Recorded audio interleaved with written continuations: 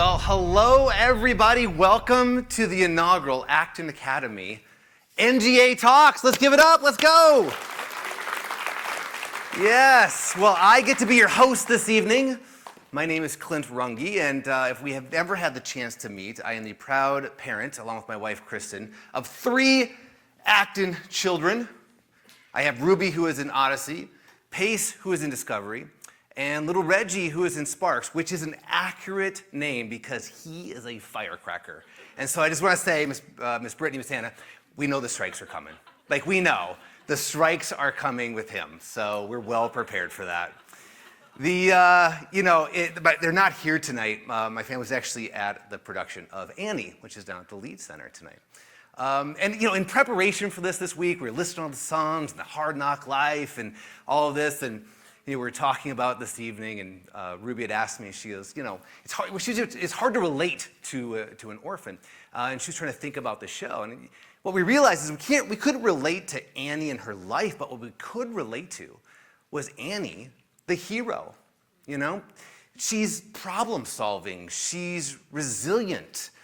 In the story, she's got undying optimism. She is, in many ways, an Acton hero.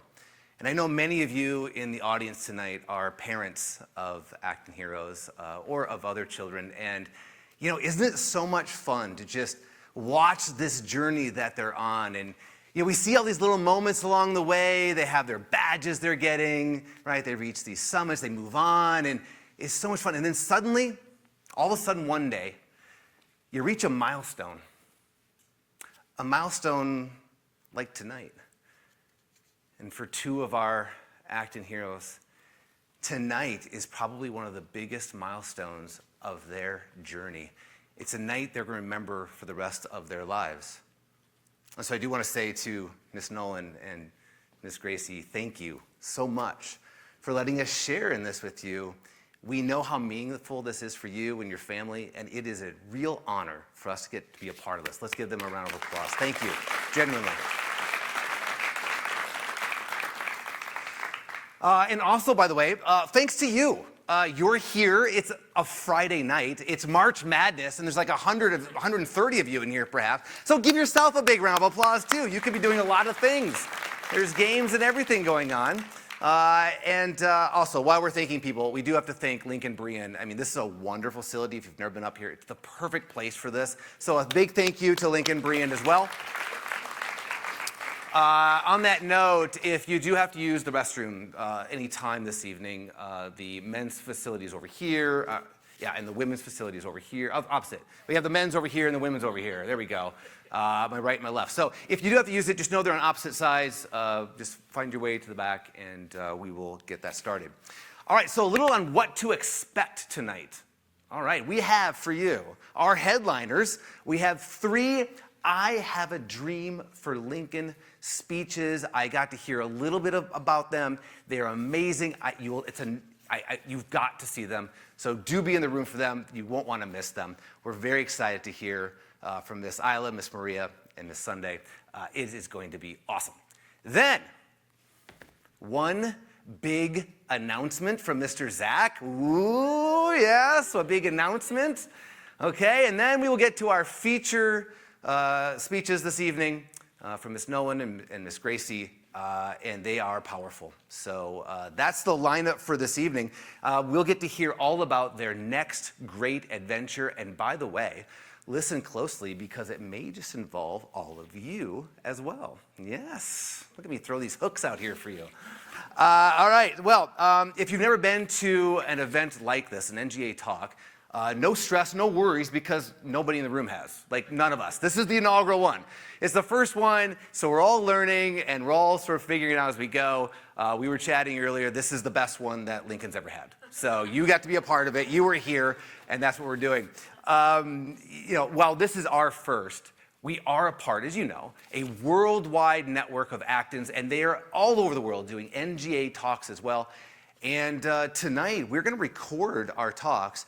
And for our NGA Talks, they're going to be submitted to be a part of participating in a $200,000 fellowship. We are rooting for you. Let's submit the videos. Let's get those dollars to help you on your next great adventure. Absolutely, we are rooting for you.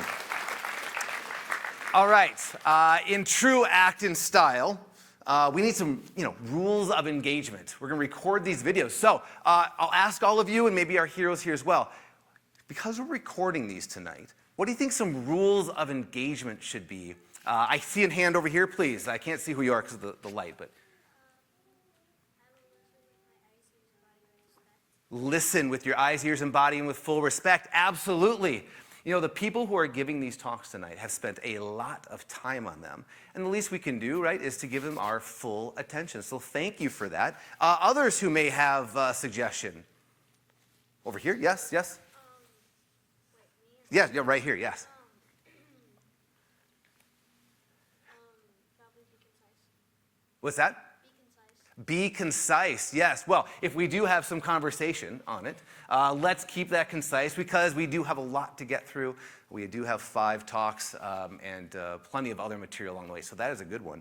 May any of the parents have a suggestion for me? Come on, parents, you're involved. You're at Acton. You know you have to do this. Let me give you the suggestion for you. Maybe we should turn off our cell phones. What do you think? Do we, maybe turn them on vibrate, turn them off? Yeah, let's put the phones down for this moment. It is a really big moment for our heroes, and so we do want to make sure that we are listening intently with them. Okay, so let's get to the first part of our talk, and I got to tell you that we're going to get to the I Have a Dream for Lincoln talks, and when I had asked Mr. Zach about it, he provided me a little background. And rather than me just sort of walk you through it, I just actually want to read you something, because when you hear the work that went into these speeches, I think you'll be as awed as I am. So let me read this to you. Over the past 6 weeks, our heroes have taken on the bold task of crafting and delivering a persuasive speech titled, I Have a Dream for Lincoln. Each hero chose a topic that could improve their neighborhood or the city of Lincoln, aiming to inspire real-world change. I mean, that's heavy. That's a lot right there. Now, their speeches follow a powerful framework, an emotional hook to connect with the audience, 3 key takeaways, and of course, a compelling call to action. Now, within that big journey, they've been on a journey. So, from researching civic issues to studying master orators like Martin Luther King or Steve Jobs, the heroes have refined their ideas through multiple drafts, critiques, and even live rehearsals. Now, along the way, they've practiced the art of persuasion, storytelling, and public speaking, learning to speak with clarity, confidence, and conviction, and then each hero took on the ultimate challenge. They gave their speech on the box. First through verbal drafts, then through peer critiques, then through videotaped rehearsals. I mean, you've been through so much on this. And now to this final exhibition that we all get to share in. Tonight, you'll get to witness the culmination of their efforts, brave, passionate speeches designed to not just to inform, but to move you to action. So please do listen closely, reflect deeply, and consider the invitation that they will give you. How will you be inspired to cause change in your community? I think that's a pretty powerful moment for us. So with that, let us begin the first half of our program. I Have a Dream for Lincoln. Welcome to the stage, Miss Isla.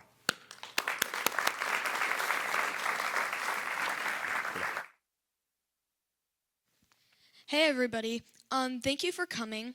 I'd like to start us off with my speech, I Have a Dream That We Will Never Have to Live in Fear. I just want to let you all know that the whole point of this whole speech is simply that we are broken.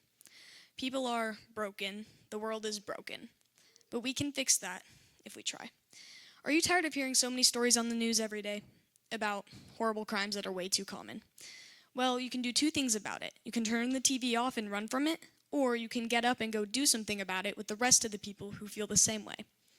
You might be thinking, why do you care? And that would make sense. But problems don't die over time, they grow. So I want a safe world to live in for all of the people who were here before me and all the people who come after me. I'm trying to send a message that our mayors, governors, and anyone who has any control over our city at all needs to be tougher, more tough-minded. Because it's not just other people they're endangering by letting all this crime slip by. They're endangering themselves. They're not stopping the danger. They just let it go because they have special security or feel like they're more valuable and less of a target because they're so lovable. They feel safer, but they really aren't. And I want them to snap out of it and realize that. I feel like we shouldn't have to worry so much, have to be like, oh, I forgot to lock the door. I better go do that before something bad happens. That's no way to live.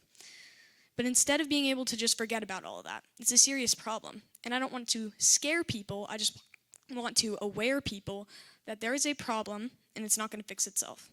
If you want me to be more specific on what things are happening that are so bad in Nebraska, first off, in 2022, there were 2,620 violent crimes. And in 2023, there were 3,088 violent crimes.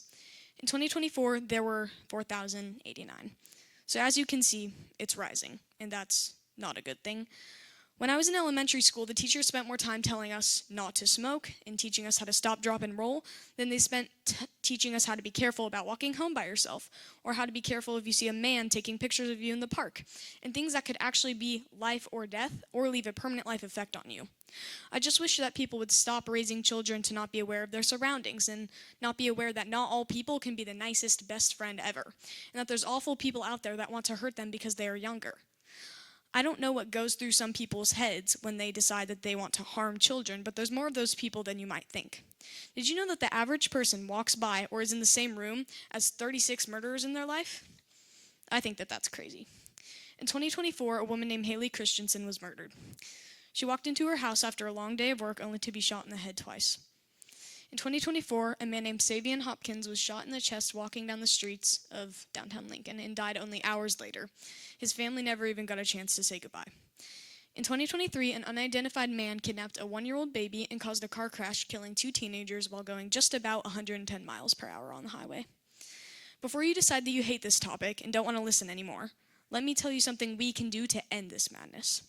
First off, I want to send a message, not a threat, but a message, to anyone who has any power in Nebraska at all.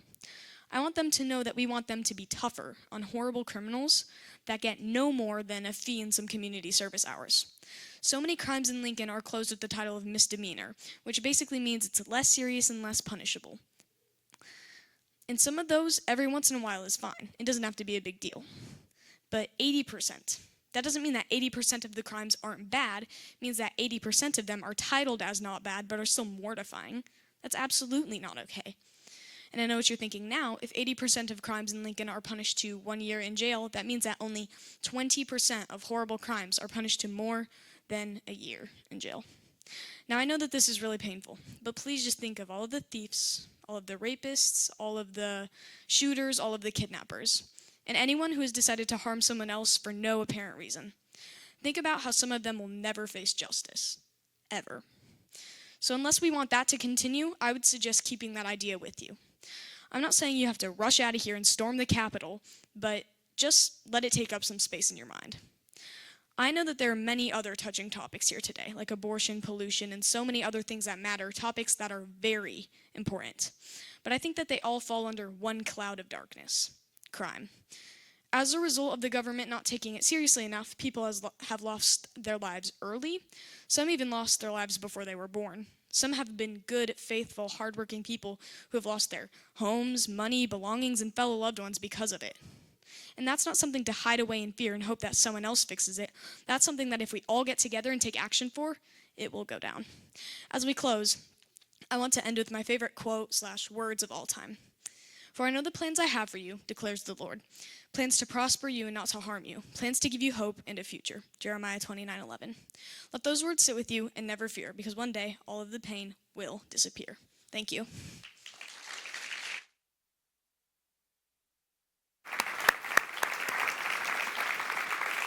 Wow.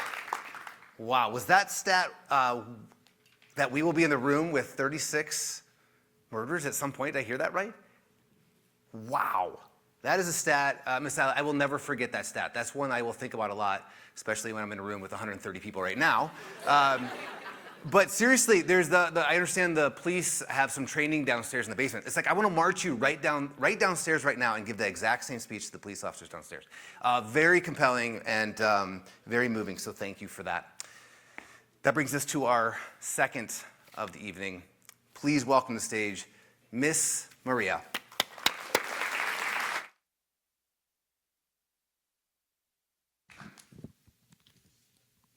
I have a dream. Those are the words that Martin Luther King Jr. said during his most famous speech, and I agree. I have a dream for my community, but not only that, also the world. But let's start small. My topic is abortion. I want to ask you one question. Why can I go out and kill a 30-year-old man and be convicted of murder, but if my friend goes out and has an abortion, it's fine? What? Is nobody else seeing the problem with this? Abortion is murdering a baby. Yes, that baby is connected to the mom, but that baby is not the mom. They're their own person. Let's get rid of the "my body, my choice" tagline. It's not your body, it's not your choice. According to Brookings, 1 in 5 babies are aborted. Those babies could have done so much for our world. One could have cured cancer, and one could have become a rocket scientist. But all of them would have changed our world, whether for good or for bad. But they will never get a chance to do those things because they are already gone.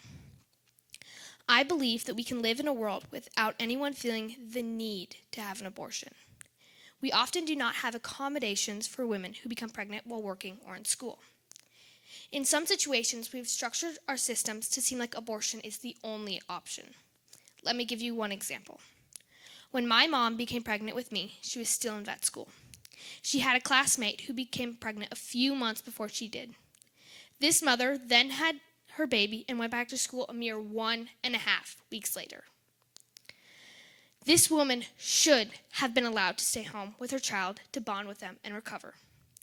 But if she had done that, she would have had to retake that year, and she didn't want to do that. UNL did not offer any sort of online course that this mother could have taken instead. This mother did keep her baby, but UNL, through this, could have made this mother feel like abortion was the only option to stay on track and complete school. Thankfully, my mom didn't have to think about this because I was born during the summer. According to the Charlotte Losner Institute, researchers interviewed a national sample of 1,000 women, ages 41 to 45. Approximately 1 in 4 had a history of abortion, similar to the national average, and 91% completed this survey. Key findings include that 43% of women described their actions or abortions as acceptable but inconsistent with their values and preferences, and 24% described it as unwanted or coerced. Only 33% identified their abortions as wanted. Another thing I would like to point out is how we treat babies when in the womb based on whether or not they are wanted. If we want the baby, we say things like, "I'm having a baby," or "I can feel the baby kicking." But when the baby is unwanted, it's just a clump of cells. Now, how do we try to end abortion in our community and hopefully the world? Well, here are some ideas. First, prayer and fasting from things you enjoy but do not need for the unborn. Prayer is the simplest way to help. And even if you don't agree with me on this topic, I ask that you still pray for the women who are forced into an unwanted abortion. 2, if you know someone who's considering an abortion, help them and be a rock for them. They're going through a hard time and they need your help. According to The Hill, a May 2023 survey surveyed 1,000 women who had abortions and found the staggering 60% said that they would have carried their child to term if they had greater emotional or financial support, or both. 600 babies could have been saved if someone had stepped up and supported these women. Think about that next time you hear someone considering an abortion. 3, supporting your local crisis pregnancy centers like Lincoln Birthright and nonprofits like Lincoln Littles. Lincoln Littles helps support mothers by helping with childcare bills. They are just one of the many nonprofits that help women who find themselves unexpectedly pregnant in Lincoln. Places like these are structured to support women who become pregnant unexpectedly, both financially and mentally. I care about these babies. I just ask you to think this over. They are humans, and you can help save them. Please join the fight. We can end abortion. It will take a lot of prayer and a lot of work, but we can do it. Thank you for your time.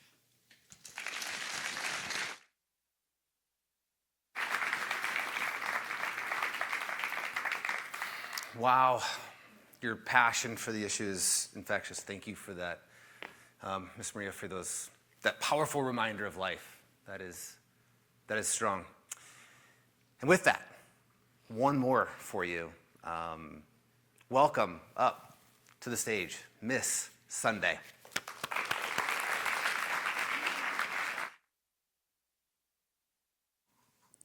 Do you feel that this planet longs for more? Have you ever walked down a city street in Lincoln and looked around, only to see litter scattered everywhere? Plastic bottles, food wrappers, and cigarette butts? You know that feeling when you step in gum and think, great, this is exactly what I needed today? Yeah, that's how Earth feels when we keep adding plastic to its grounds. We all like pretending we didn't see that piece of trash on the ground, right? But here's the thing, we can't keep ignoring it. If pollution were a game of hide and seek, we're all losing right now.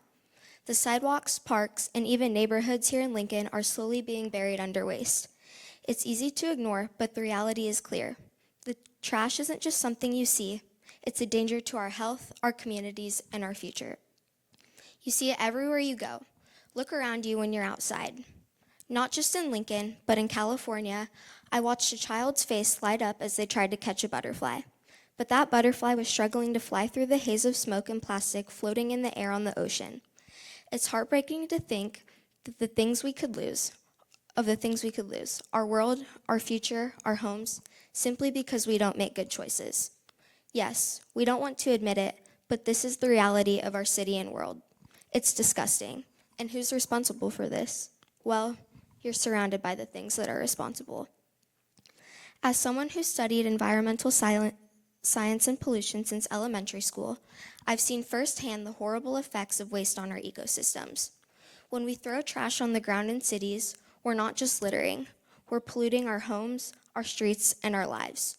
While our community faces these challenges, they're part of a much larger global issue. The waste doesn't just stay on the surface, it seeps into the ground, clogs drainage systems, and contributes to the growing pollution that chokes our environment. In Lincoln alone, waste management has become a serious issue, with over 200 tons of waste being collected from the streets every year. I can't stand the thought that the cities we live in, the places where we work and play, are being slowly buried in trash. Pollution poisons our land, our water, and even the food we eat. Imagine the future we're creating for our children and the creatures we share this planet with. Species are being driven to extinction, and people's health is getting worse from all the pollution. We see it here in Lincoln, too. Studies show that our local streams are full of pollutants, like nitrates and phosphates, which mess up the water. Imagine a garbage truck of plastic being dumped into the ocean every minute. By 2050, there might be more plastic in the ocean than fish, according to the World Health Organization. Air pollution kills about 7 million people every year. We could save those lives if we just started taking action. Right here in Lincoln, more than 2,000 people die from air pollution every year, and over 2,000 animals also die from pollution in Lincoln alone. This isn't something far away. It's happening right now, right in front of you. Nature cannot recover from the damage we've caused with our intervention. Without widespread change in how we handle waste, we risk reaching a tipping point where ecosystems collapse and irreversible damage is done. It's not enough to wait for others to take action. Every individual has a responsibility to stop contributing to the crisis. 90% of seabirds have plastic in their stomachs, much of it originating from land-based litter. And ground pollution has been linked to severe health problems, including cancer, respiratory issues, and developmental disorders in children. Everything that seeps into our soil, food, and water has negative effects, including the people who consume them. Well, we don't consume soil, but you know what I mean. The longer we wait, the harder it becomes to fix what's been broken. We are wrecking our world. Stop squandering its value and treating it like it's disposable. The future of our planet is in our hands, and it's not too late to change course. By making conscious choices, such as reducing waste, recycling, and demanding better policies, we can stop the cycle of destruction. Every piece of litter picked up, every sustainable decision made, creates a ripple effect that inspires others to follow.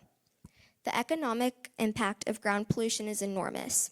In the United States alone, the costs related to soil contamination, healthcare, cleanup efforts, and lost productivity exceed $1 billion annually.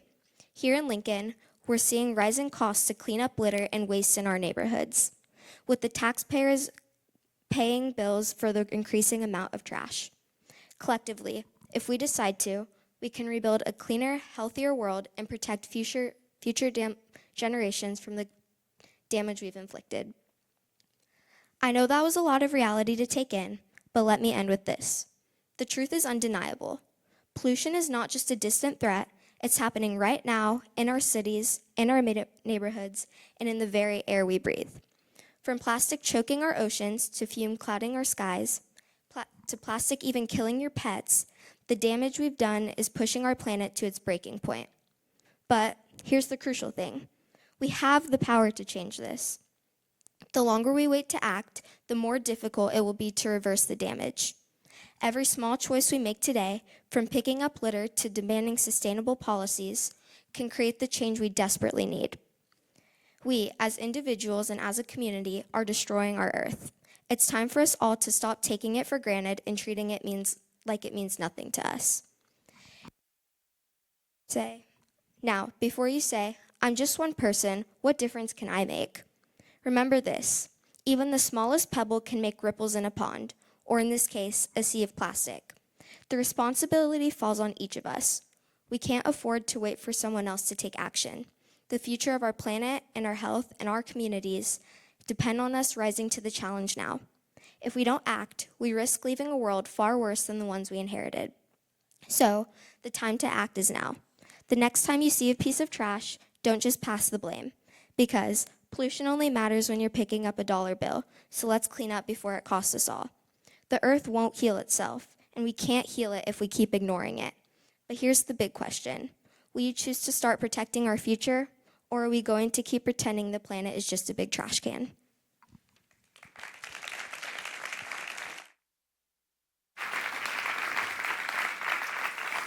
Wow, Sunday, amazing. I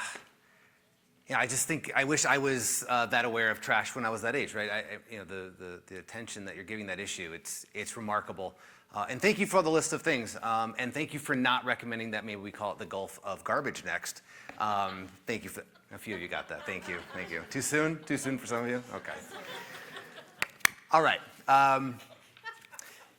Speaking of dreams in our community, there is a brand new announcement that will happen tonight, and it is a new initiative that I am thrilled for you to get to be the first to hear.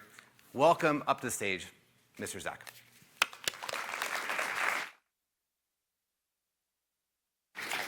Thank you.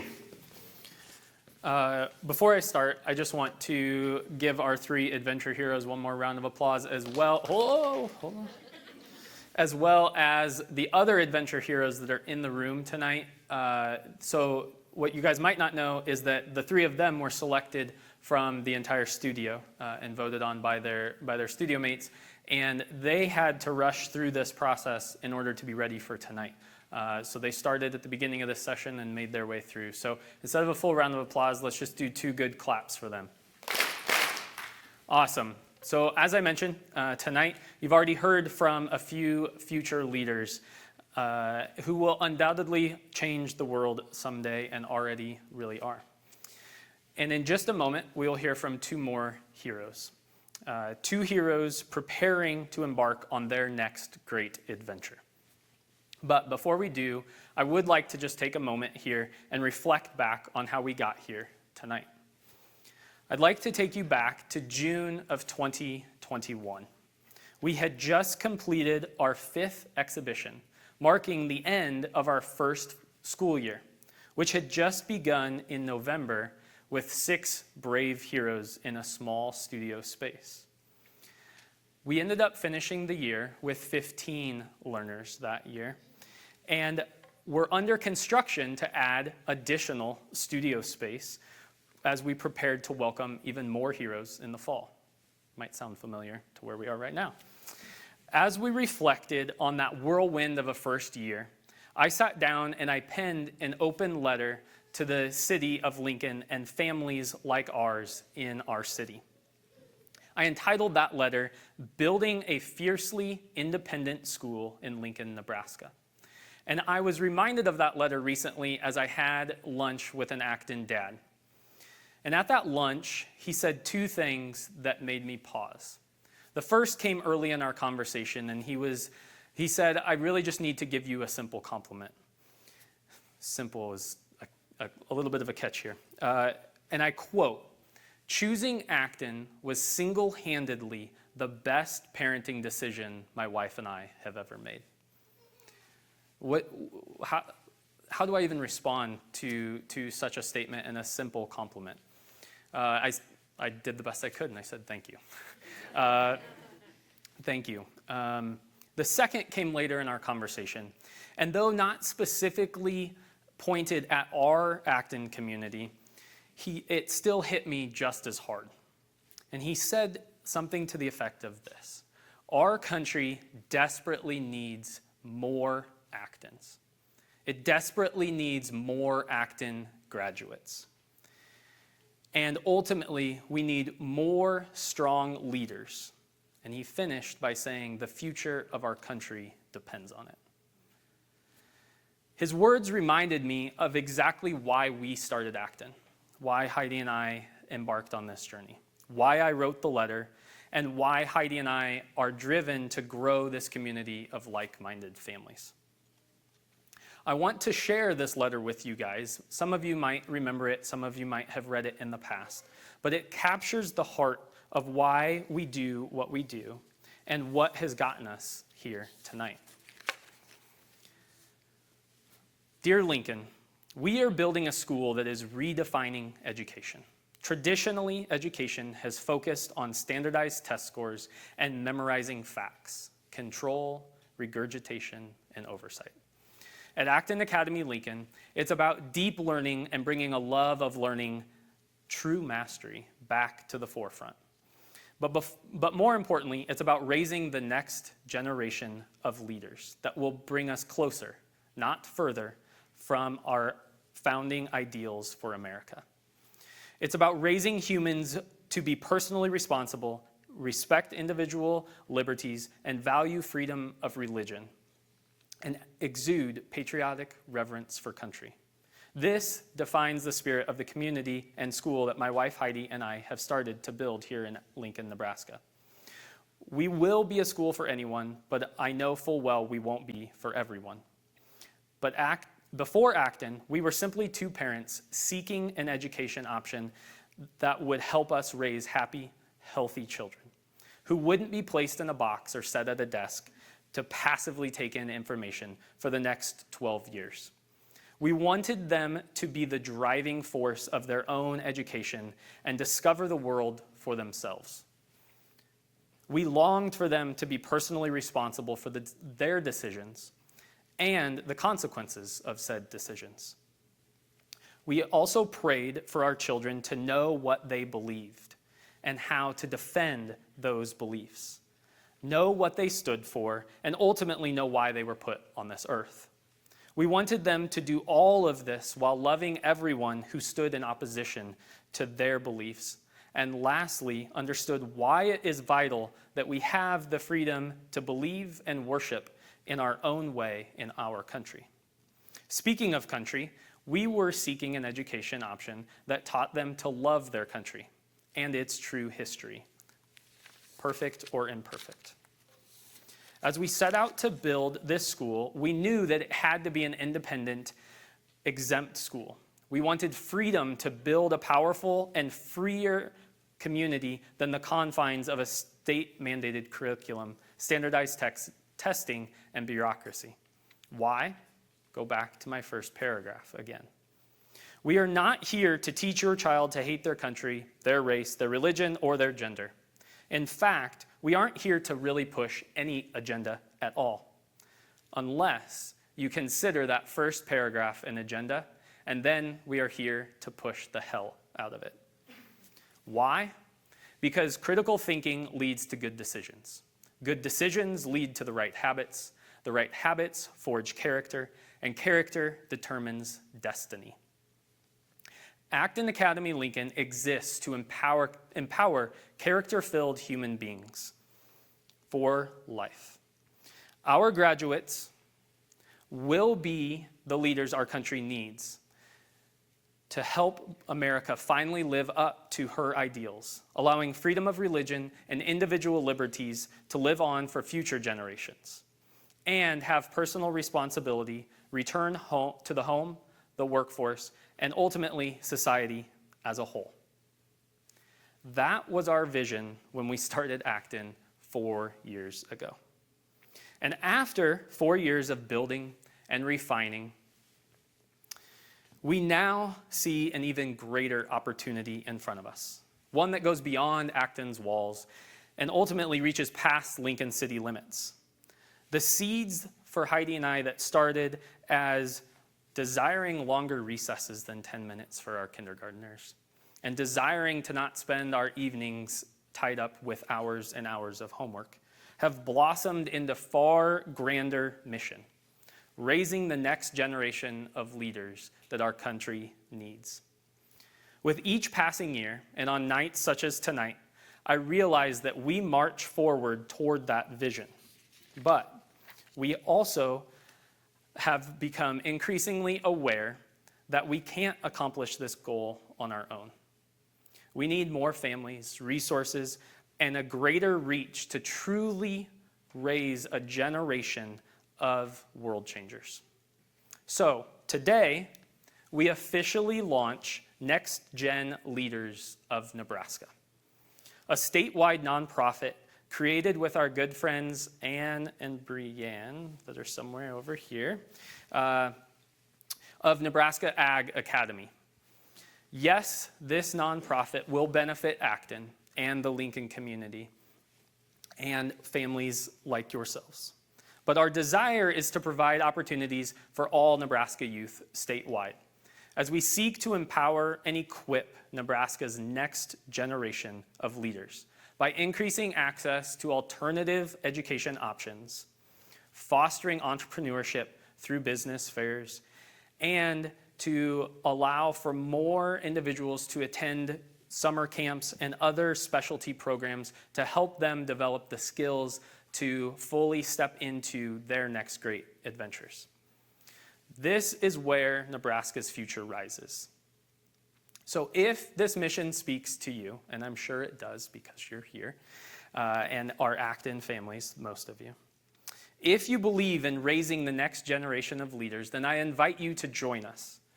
Tonight, we have a free will donation that will go directly to NextGen to help us on this mission. You can also visit nextgenne.org or scan one of the QR codes that are around the room, or head over to the table over here when we're finished with all of our speeches and meet Anne and Brianne and learn more about our vision for this nonprofit as we launch. So as I close tonight in this announcement, I want to close with the same words that I wrote in that letter 4 years ago. It's the exact same words that I shared there. Acton Lincoln, and now NextGen Nebraska, exist to empower character-filled human beings for life. We are raising the next generation of leaders to be the leaders our country desperately needs them to be, to help America finally live up to her ideals, allowing freedom of religion, individual liberties to live on for future generations, and to have personal responsibility return to the home, the workplace, and society as a whole. Thank you. Please do give Mr. Zach, give them all a big round of applause. All our guides, we do thank you. I know this is never about you, but truly we do all thank you for the mission. We're all part of that. Wow. I'm so excited for that new initiative. I do hope that you'll consider being a part of that in whatever way is appropriate for you. What a huge opportunity, and more to come from that. Now, you have seen it on the posters. You've seen it on band. You see it in these huge letters here in front of me. And if you were a parent like me, even just a couple weeks ago, you probably were asking yourself, what the heck is NGA? I had never heard of it. I had no idea. And so, because you are probably also a parent like that, or could be, what exactly do we mean by NGA? We thought we'd take just a moment to explain it, the processes, and the depth that goes behind it. Please welcome up to the stage Mr. Luke.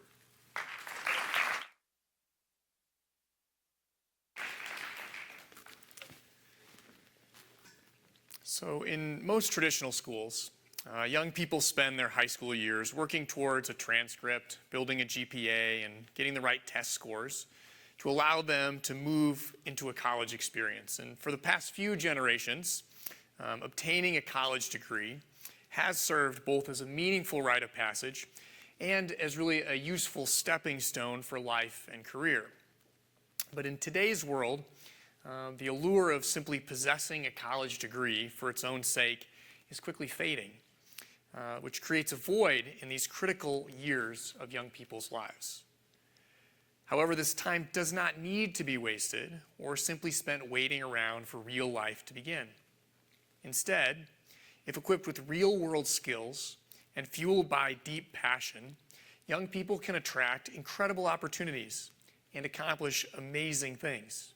They can use this really critical time in their lives to find a deep burning need in the world that matches a deep burning need in their heart. And that's the hope of a next great adventure. Okay, so what really is an NGA?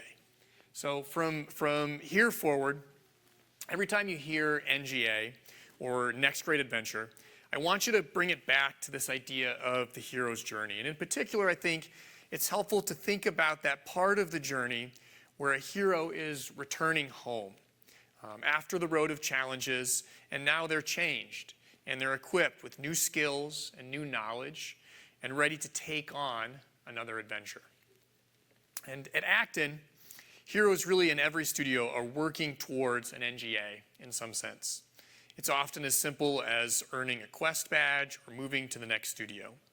But the NGA experience really crystallizes in the Launchpad. Learners that are on this official NGA track in the Launchpad are focused on 4 key questions. 1, who am I and where am I going? 2, what skills will I need and which will I master? 3, how do I prove what I can do? And 4, who will affirm me and hold me accountable? And so as I've already mentioned, the NGA process here at Acton is a hero's journey. Or more accurately, perhaps, it's a series of interrelated hero's journeys, very directly oriented towards finding a calling that will change the world. And another way, perhaps, of describing the very practical side of the end goal of the Acton NGA might be to pick a real job where you can serve and develop skills and industry expertise surrounded by people you enjoy, making enough money to be independent. So the official Acton NGA experience, like many things at Acton, is, practically speaking, it's a series of badges. These badges form the recipe for a process that's built to help people to hone passions and gifts into useful skills, to explore and identify industries and domains where they might find a calling, to identify and learn from mentors and coaches, and also to gain great experience and credentials that will help them on their journey. And so heroes begin with an initial searching badge, and then they choose from a menu of badges as they move from searching to exploring to committing to a specific next great adventure. So for some of them, it's a very linear journey. For others, it's kind of a series of starts and stops and direction changes. But part of the idea is it's really hard to answer the question, what do I want to do with the rest of my life?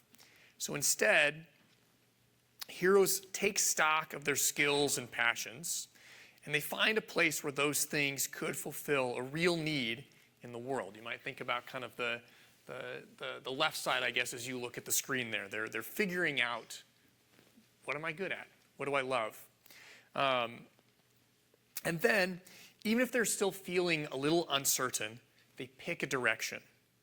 They plant a stake in the ground and they say, this is the career or the industry I'm going to explore. They focus on that for a time. They develop specific skills, they find mentors, they build credentials.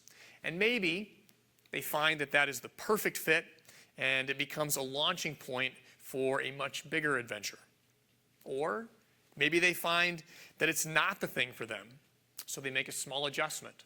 Or they go back to searching and they repeat that kind of whole process again. But all of it is kind of focused on this idea of not getting stuck in that sort of searching and wondering stage, and instead taking a step in a particular direction, and then using the knowledge that they're gaining to either make adjustments to the path that they're on, or to really move forwards and hone in on a bigger calling. So which kind of leads us to tonight, our NGATalks, a capstone, though by no means a final piece of the NGA process. Tonight is meant to be, in many ways, an experience of planting a stake in the ground. You're going to hear heroes describe their journey.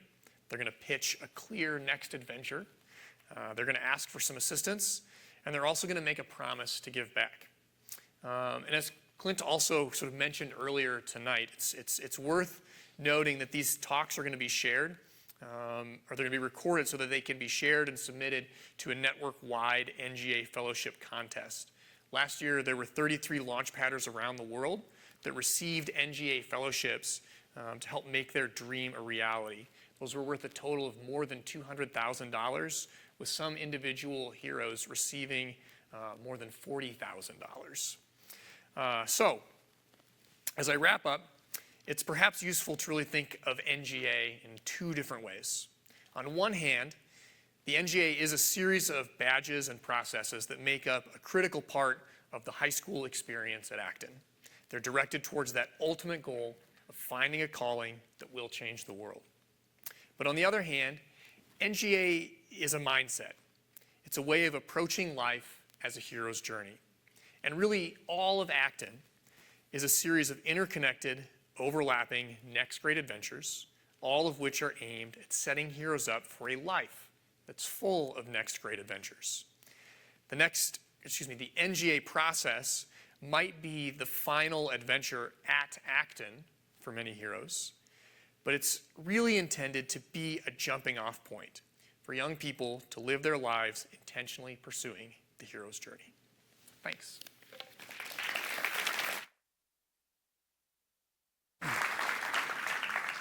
I hear that, and I want my own NGA, you know? Like, I want to go on a great adventure. So compelling. Just a quick reminder, and we are going to record this, so, you know, when we're done, let's give them some big cheers, you know? Let's really get into this. Do make sure your cell phones are off. Let's give them our best attention. Let's begin by listening to Miss Nolan's next great adventure. Give it up for her, please.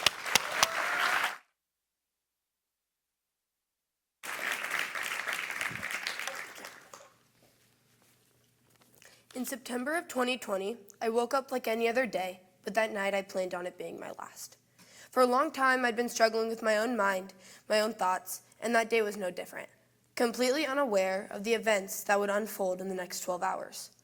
The day seemed to be just like any other day, up until after dinner and everyone was in bed. After having a bad day at school and troubles with friends, I was ready for the day to end, until the thought that I wouldn't have to deal with the horrible days again crossed my mind. The events of this night that I remember are written in a journal, a repetitive dear blank over and over, until my family and best friends had a paragraph written for each of them. A picture frame sitting right in front of me on my dresser got picked up. I watched it shatter into my hands and fall to the floor. Unfortunately, I am not the only one who has experienced something similar. Suicide is the second leading cause of death among individuals aged 10 to 24 in the United States. Every year, 17% of high school students seriously consider suicide and 8% attempt it. Among high school girls, 22% seriously consider suicide compared to 12% of boys. Males are 4 times more likely to die by suicide than females, though females have a higher rate of suicidal thoughts. In teens aged 15 to 19, the suicide rate is 10.5 per 100,000 males and 4.1 per 100,000 females annually. This calculates to an average of 1,148 teenage girls and 3,300 teenage boys lost each year. That same night, it was out of the corner of my eye, my Bible that I haven't touched in over a year, sitting on the shelf above my desk. I don't remember what I read, but I just started reading. The turning point. The glass, once shattered with intent, now seemed an accident. I was given another day, another week, another month, just another year, just in one night.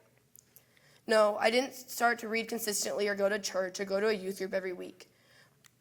That came 2 years later when I decided to switch from a school that I had known for a decade and step away from a sport I had loved since I was 7. I became a part of a community, the Acton Academy Lincoln community, and from that community I gained my best friend. This is when I began to reclaim my faith and rebuild the relationships around me that had been broken for so long. I am now a very firm believer that everything happens for a reason, and that you can plan your life out as much as you want, but the Lord is going to place your footsteps no matter what. We can make our plans, but the Lord determines our steps. Proverbs 16:9. Imagine walking into a high school where students are laughing, engaged with one another, and involved in their learning.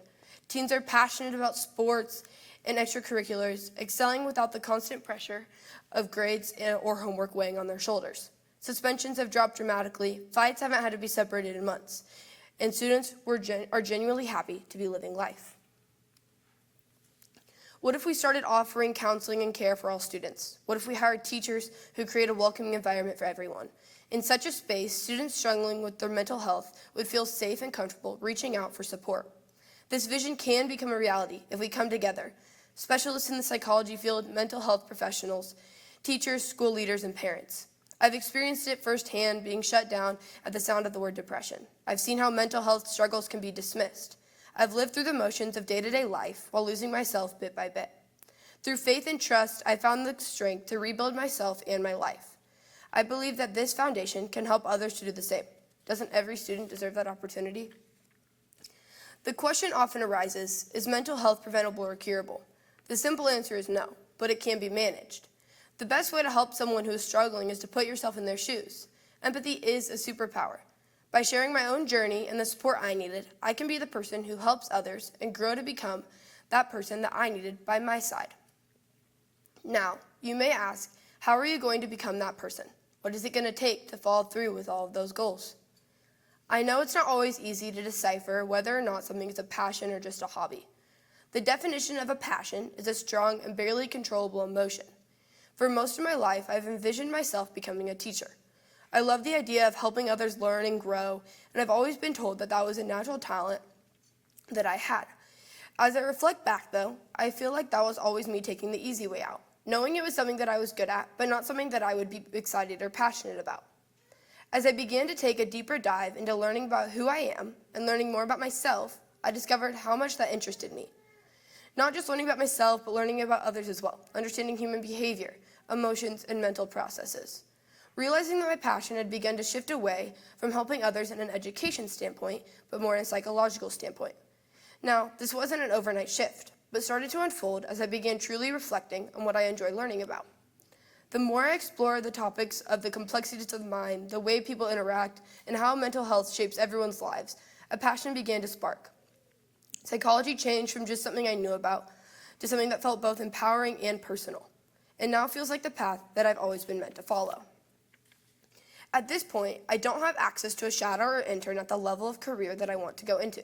I need your help to connect me with those who are already in the psychology field.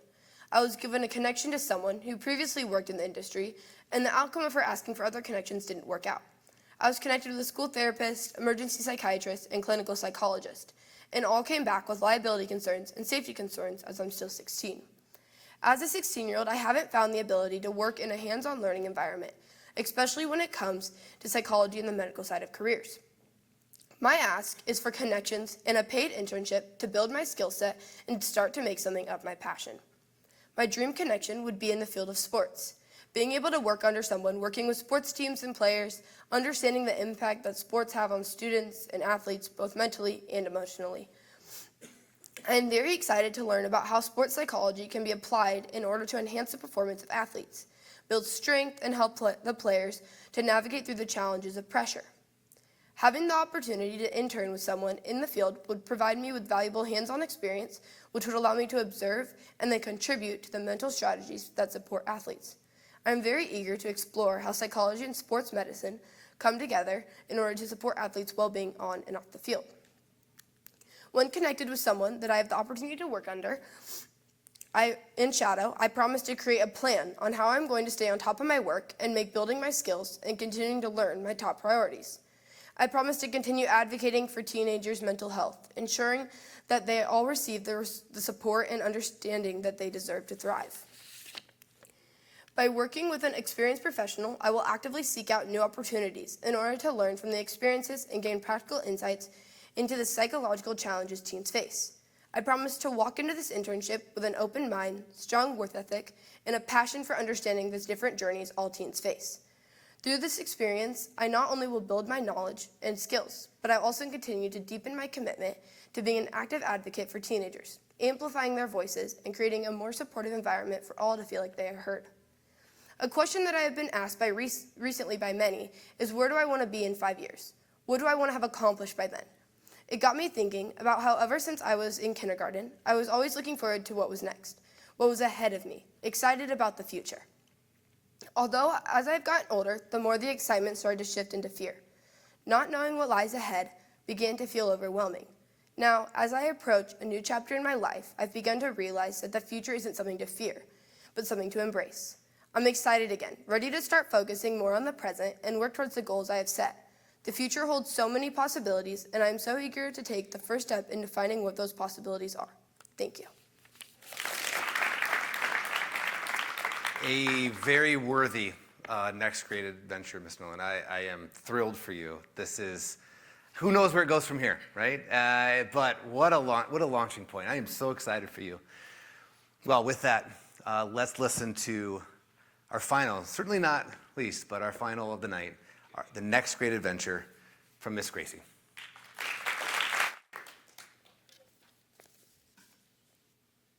The smell of iodine fills the room. I can hear the soft beeping of machines in the background. My stomach growls loudly in the quiet room, and the bitter coolness of ice chips is left on my tongue. Anxiety builds up in my chest as I think about the last time I was in one of these hospital rooms. I hear the curtain slide open with a screech. 2 women in blue scrubs make their way to the side of my hospital bed and begin mumbling to each other under their breath. I hear the tight squeeze of the blood pressure cuff around my arm. The sound of the keyboard clicks as one of the women says, "Make sure you get rest while you can." The next time I look over, she's gone, but I know it won't be long before I see her again. 30 minutes later, she's back, but this time we're face to face. She speaks in a language I don't understand, something about the progress of labor, the need to speed things up, and options that are suddenly presented but feel less like options and more like fear-mongering opinion. My medication doses are now being adjusted. Her words blur together. Induction, Pitocin, cesarean, none of them make sense. I want time to weigh my options, but it feels like there's no time. Before I know it, I'm being rolled back to the OR. I lay there with the overhead lights beaming on me. The smell of bleach burns my nose. A blank stare washes over my face as I stare at the blue curtain, feeling numb and disassociated from anything going on around me, until suddenly, the scream of my baby echoed in the room. As I reflect back on my birth, guilt overcomes me because I have a healthy baby in my arms, yet I feel so empty. This is the unfortunate reality that too many women experience. This doesn't have to be their birth story, but too often it is. As a little girl, it was always my dream to work with mothers and babies. My favorite show as a child wasn't anything on Disney Channel. It was an OBGYN reality TV show that walked you through mothers' birth stories. As I grew older, my beliefs and values evolved, but my desire to work in birth care remained unchanged. My name is Gracie Geist, and I want to share with you a vulnerable period from my freshman year of high school. That year, my life was turned upside down when I discovered I was pregnant with my daughter. As I walked into the unknown journey of motherhood, I began to truly understand what it meant to feel supported or unsupported by the healthcare system. It was during this time that my own dream became clearer than ever. A situation that filled me with shame and embarrassment became the greatest blessing of my life. As I navigated this phase, I struggled to find a provider who would support and respect my choices. I knew I wanted a natural approach, and I didn't want to feel pressured otherwise. I thought I found the right provider, but during our discussion, I realized she was limited by hospital protocols. I remember telling my mom on the drive home that if we couldn't find a midwife who supported my birth plan, I'd prefer a home birth. Though said jokingly, my mom and I both knew I was serious. That's when we decided to seek alternative care. Throughout this journey, I faced desperation for alternatives, feeling isolated, frustrated, and a sense of being unheard. After an extensive search, we found a Nebraska-based home birth provider willing to take me on. She offered thorough, personalized care that made me feel valued and respected. something I might have not experienced in a clinical setting. Our relationship went beyond surface level. It's a deep bond that continues today. This experience ignited my passion for home birth midwifery. I never want another woman to feel silenced or alone in their search to find a provider that aligns with their beliefs and values. In October of 2023, I gave birth to my daughter. What many consider the most challenging and painful experience turned out to be the most peaceful day of my life. My birth experience solidified not only the field I wished to work, but also the role I aimed to play. Fast forward 8 months, I was working through my apprenticeship preparation badge. I reached out to the only midwife I knew at the time who attended home births, but she didn't seem interested in taking on a student at the time. Amidst this rejection, I felt discouraged and began exploring other options, believing they were my only choice. Nearly a month later, I received a message from a home birth midwife who had attended my mom's home birth as a student, because she felt like the Lord was nudging her to reach out to me. I shared that it was my dream job and explained the apprenticeship program my school offers. Without hesitation, she asked if we could meet to discuss further. I signed a contract with her and began working as her birth assistant just a month after our initial meeting. Since then, I've assisted in 6 home births, witnessing firsthand the empowerment, support, and control families experience when choosing a familiar and safe birth environment. Starting my apprenticeship, I had basic knowledge of pregnancy, birth, and postpartum, but over the past 5 months, I've learned immensely. I feel confident in my ability to perform life-saving skills for mothers and babies when necessary. I have led prenatal appointments, assessing client health through urine tests, blood pressure readings, family health history, fundal height measurements, vital signs, temperature checks, and evaluations of both physiological and social well-being. I've also been trained to monitor the baby in utero by locating the placenta, checking fetal heart tones, and palpating the uterus to determine amniotic fluid levels and the baby's position. Another important yet often overlooked piece of being a midwife is the postpartum phase. I deeply admire my mentor's heart for the post-birth period and support she provides. A valuable lesson I've gained through serving and having the opportunity to love on women through this part of their journey is while the physical health of the mom is important, mental health following birth tends to be something that leaves women feeling isolated. I think many of the moms in this room can attest that every mom deserves extensive emotional support as they add new life into their family while navigating the physical and mental changes that occur after having a baby. I feel very passionate that the traditional 1 6-week postpartum appointment isn't enough for women moving forward after birth. Our home birth midwifery practice prioritizes personalized care from the start, and it doesn't end there. It opens the door for women to continue support with someone they've already grown a close bond with. Another thing that I think is important to know is that home birth midwives understand that birth has risks, and we would never put a client at risk. We meet with moms monthly and weekly leading up to their birth, charting vitals at every appointment, monitoring the baby, and evaluating our moms for even the smallest indication that there could be a larger problem. We prioritize our clients' well-being, which means that if we see an issue that we don't feel equipped to handle, we won't continue care. We know our place, and we know when it's time to transfer to more extensive care if needed, which is part of what makes home birth so safe. Currently, Senator Ben Hansen, alongside many other Nebraska moms, are working to legalize having a certified professional midwife attend home births, making it an even safer option for mom and baby. After I had my daughter Savay, I hemorrhaged, and what could have been a life-threatening situation wasn't, because my midwife carried natural supplements that worked with my body rather than against it. My bleeding stopped immediately because she acted quickly and had access to what she needed, even if it wasn't modern-day medicine. I can affirm that we carry something for every emergency. At this point, you may be wondering, if birth is so safe, then why do we see so many complications? While I don't have all the answers, I've come to realize that God's design is indeed perfect. However, out of love for us, He doesn't force us to maintain that perfection on earth. We often consume foods that don't nourish our bodies as temples should and introduce man-made substances into our systems.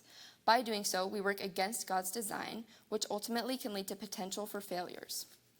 I'm deeply grateful for OBs and midwives practicing in hospital settings, recognizing that we all fall short of God's ideals for our health. Understanding this complexity, I see it as an opportunity to lean in and trust the original design of the birthing process, rather than expecting the worst for every birth and resorting to invasive interventions prematurely. This is where home birth and hospital births collide, recognizing the need for both. Starting in June, I will be working full-time under the company I'm currently finishing up my apprenticeship with. And for the next 2 years, I will be perfecting my midwifery skills and learning how to manage and run the company before signing as co-owner. Looking at the big picture, within the next 8 years, it is my goal to be a CPM, which stands for Certified Professional Midwife. Although I want it to be known that I will not allow the gap between now and then to put a pause on my desire to continue learning. This fall, I'm taking a breech birth training led by Dr. Stu, and my mentor and I have made it a goal to attend one major birth course per year. I am also committed to attending at least 2 births a month, whether that's as a birth assistant or birth doula. I know hands-on experience in observing birth in person is where the most learning takes place. Within the next 4 years, I will confidently serve women in the home setting as primary midwife. In 5 years, it is my goal to have found a preceptor and start my 3-year process to becoming a certified professional midwife. And 10 years from now, once I have been a CPM for a minimum of 3 years and I am allowed to become a preceptor, I promise to take on a student and help them reach their goal of becoming a CPM. With the safety and well-being of both mom and baby being my priority, I want to ensure I have all the right tools in the palm of my hands before I jump into this full-time following high school. This is where I need your help. I am asking for $8,000 to provide me with the basic tools I need for my dream job. While this dollar amount will only provide me with minimum supplies, I'm committed to investing the money I make from births to expand what I carry with me. On this slide, I have a simple breakdown of what this $8,000 will provide me with.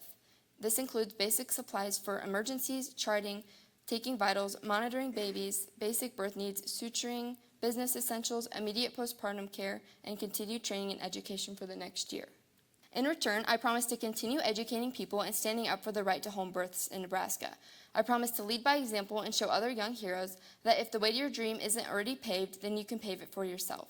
I promise to always be a lifelong learner, ensuring that I am always prepared to provide the highest level of care for the moms I serve. I am committed to improving my expertise in home birth by continually taking courses to keep my skills sharp. It's my goal to be specialized in unique birth situations such as breech births, twins, and VBACs that many providers don't offer out of overstepping protocols in Nebraska. I believe this is a huge gap in our care here in Nebraska for women.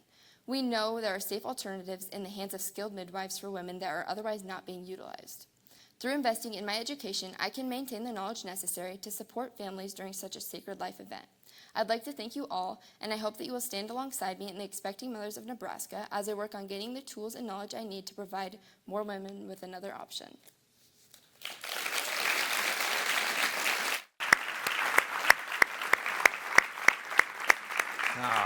Ms. Gracie, I think I probably speak for everybody in the room when we say, we are so proud of you. Your bravery, your resiliency, your optimism, it is to be admired. And so thank you for sharing your story and that wonderful, noble next great adventure. Thank you so much for sharing that with us tonight.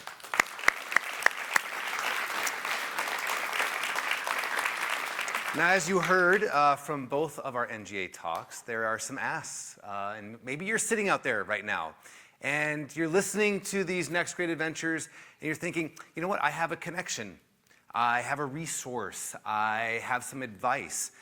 On your programs that you got when you came in, there is their personal contact information. If you don't have it, we can provide it to you in the back. If you're sitting there thinking you have some of this, please do reach out. They are counting on you. They're asking you to be a part of this and welcome you into their adventure. So please, if you're sitting there thinking about that, do reach out to them. I know for a fact they would be so grateful to you. So with that, I would actually like to bring up all our speakers. All right, so welcome them back to the stage. Miss Isla, Miss Maria, Miss Sunday, Miss Nolan, Miss Gracie, come back up, and we're going to take a photo, but we're just going to have one of our, we'll take the photo. This will be posted on Band, and we'll send it out, and everyone will be able to share in that. So please tuck in, and we'll do one group photo together. Here you go, get close. Yes, well done tonight. All right, everyone, give a big round of applause. That's it, there we go.